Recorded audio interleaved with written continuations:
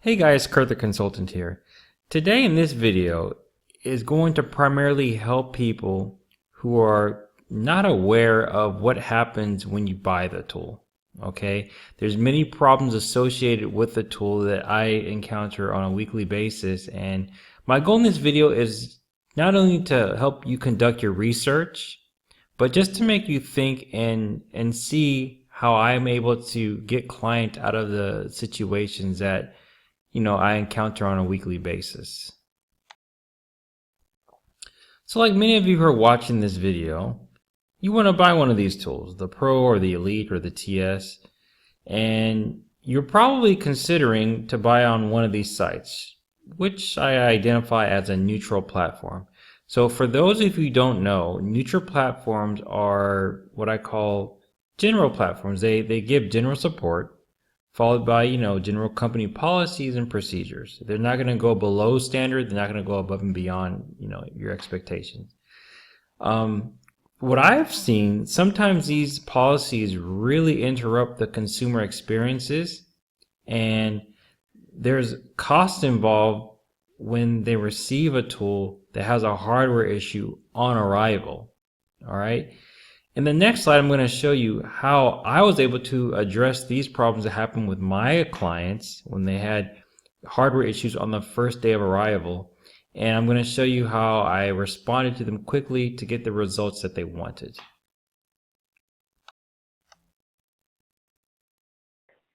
I've had it a while, but it's been in the box. We just opened it today. I finally have a mechanic with me, and he's like, dude, the display's broken. And I'm looking at it, I'm like, it looks like you had it for a while, meaning you're from Texas, right? Is it from Texas? Yes, sir. Okay, I remember you. Yeah, you should have got a brand new unit. No, it's a brand new unit. Yeah, everything's out of the box and everything, but when we turn on the display, it's nothing. Not like the screen. I could send you a text message. Is this your cell phone number? Mm-hmm. Okay, so I can text you the picture of this. Oh, I'm sorry. Email it to me. Like this is landline. Email it to you? Okay. Yeah. It's like, the display is definitely, something's not right for sure. And it's not like battery issues because we let it charge for a bit. I finally have a mechanic, so there's no point in me opening and playing with it. I don't know what the hell I'm doing anyway. So, and he's the one that, finally told me. Oh. Yeah, all right. So basically, when you cut it on, there's a bunch of lines on the screen. Okay, it's like, think of a TV screen on the static channel, kind of like that, but it's just standstill. Oh. Like a broken LCD screen. Okay. No other color showing up, just white and black. White with black lines. Okay. And the lines shift every time I turn it on and off. It's always in not a different tone or anything, but still white and black lines. Everything else is really good, I mean, yeah. Okay. You know what I might just do? Maybe I'll just buy you another tool. Okay. Can we just? I can get it repaired.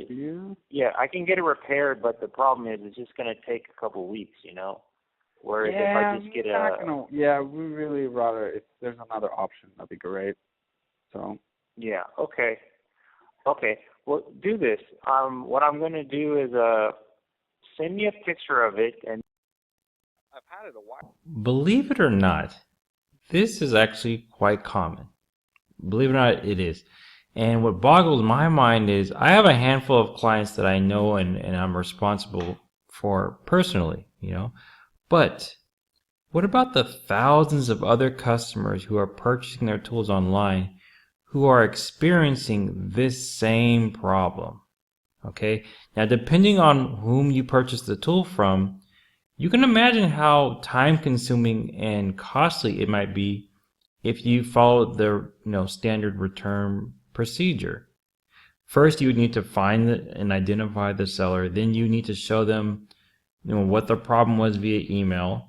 Then you need to get their shipping instructions, and in the meantime, you could be potentially losing customers and a whole bat of negative things. So at this point you'll be irritated that you're spending all this money on an expensive tool, and then you get it, and then you got to spend more money to get it fixed. I know the frustration, and the easiest way to resolve this issue is just to purchase another tool for the client and worry about the return policy BS later. Let me show you another case study. This client of mine purchased the Maxisys Elite, I think around last year sometime. Just to give you a bit of background, the client called me immediately after he updated his machine and noticed that the J2534 wouldn't communicate anymore and his screen was acting weird, okay? His boss was extremely perturbed of the matter, and my client didn't want to tell the boss, hey, we got to send the tool away for repairs. So my goal was to quickly remedy the problem by issuing a new device to avoid any long and costly repairs. And here's the email after the initial phone conversation. I asked for the defective tool serial number so I can start filling out the RMA form on behalf of the client while his new machine was on the way. Now, it's not quite over yet. This case study starts to get really interesting and a little bit complicated, but I'm going to do my best to explain, so just bear with me, all right? So as you can see here, my client Richard is contacting me regarding the new tablet that I purchased for him, okay? Here's the situation. The client noticed that his subscription was ending soon. And when he logged into his account, there were two registered devices under his account. One was the defective Elite that had a 2-year subscription on it, and 1 year was still remaining. Okay, we used 1 year, and there was there's still another year remaining.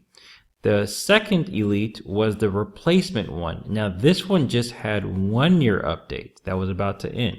Okay.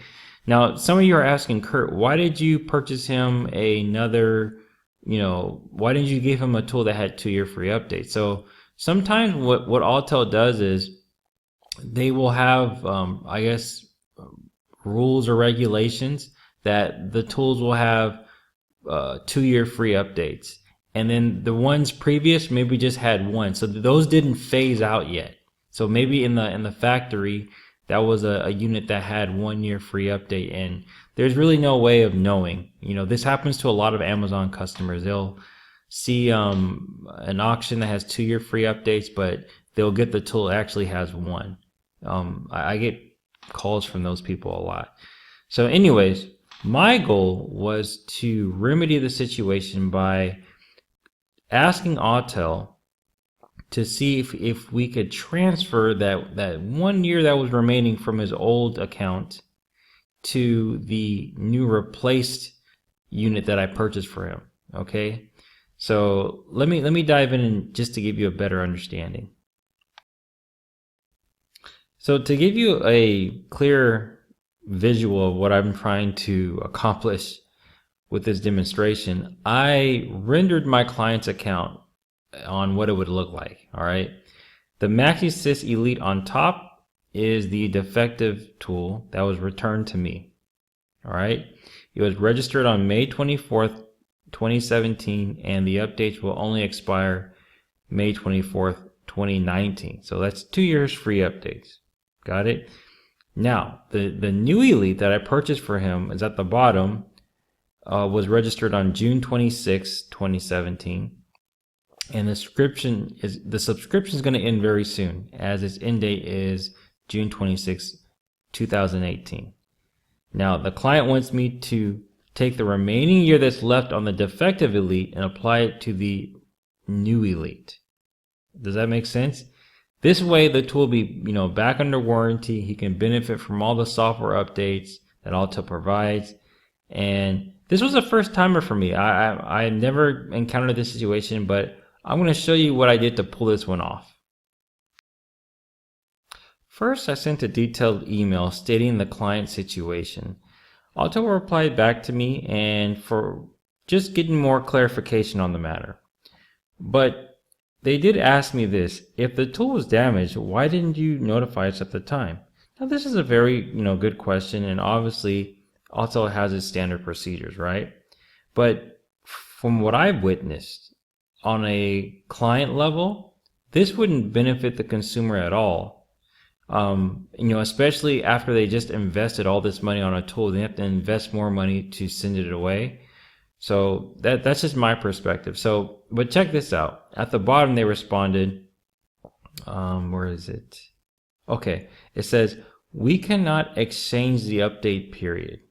We need to apply to R&D, and I guess they won't agree because of it's not on our side. So basically they're saying they can't do it, which was a heartbreaker to me. But you think I stopped there? No. I had to go all in, you guys. I had to go all in. I had to do what I call the Hail Mary. Now, for those of you who are my international audience, this is an American term when, there's no more time on the clock. You have one more play left. You're in a desperate situation. So you just run up a play where you just throw the football all the way to the other end of the touchdown, with like a very small chance of it succeeding. So that's what I had to do. I had to demonstrate that this return policy is damaging to the user experience, and I had to show them what steps I did as an independent consultancy in order to rectify the problem. And this is how I responded. First, I addressed the question, that they asked me. Why didn't I report their problem, when the tool arrived on day one? I then made a video response to, convey the sense of urgency and how I took the initiative to solve the problem by purchasing another tool for the client. Then I explained how at the time the client needed a tool desperately and his boss was really, really upset that the new tool broke after, he just bought it. And his overall experience, it wasn't good. It puts a bad taste in the client's mouth. So I took the initiative to solve the problem quickly, and just by giving him another tool. It's the quickest, no-brainer thing to do. Then, to end it off, I said, let me go through the necessary procedures in order to attempt to fix the problem. Otherwise, I just have to pay for another subscription and give him another year, which is very expensive. It's like $1,200 for an elite subscription. Then I continued, I know it can seem that Autel has their procedures and policies, but I'm hoping that there can be an exemption to the situation as I'm doing my best to assist the client. All right, which is pretty deep. Then they replied with the result that I was looking for, and I was shocked. And basically it was, hi Curtis, it's in condition now. So basically they listened to what I had to say, and they, kind of bent the rules, and at the end of the day, my client now has another year extended on his machine. And before I let you go, I want to leave you with 3 things to remember that will help you determine whom to purchase the tool from. First, the vendor you choose from is ultimately responsible for you. Okay, so it's your duty to find out how they can make you a better technician after the sale. Okay. Second, if you're solely buying on the lowest price, your cost will always be significantly more. Don't be an Amazon bee, guys. Take a minute and think about the value that's being offered from the seller. Okay. If the seller is adding no value, don't expect a presidential treatment after the sale. It's not going to happen. Okay. When it comes to support with this tool, typically you get what you pay for. All right.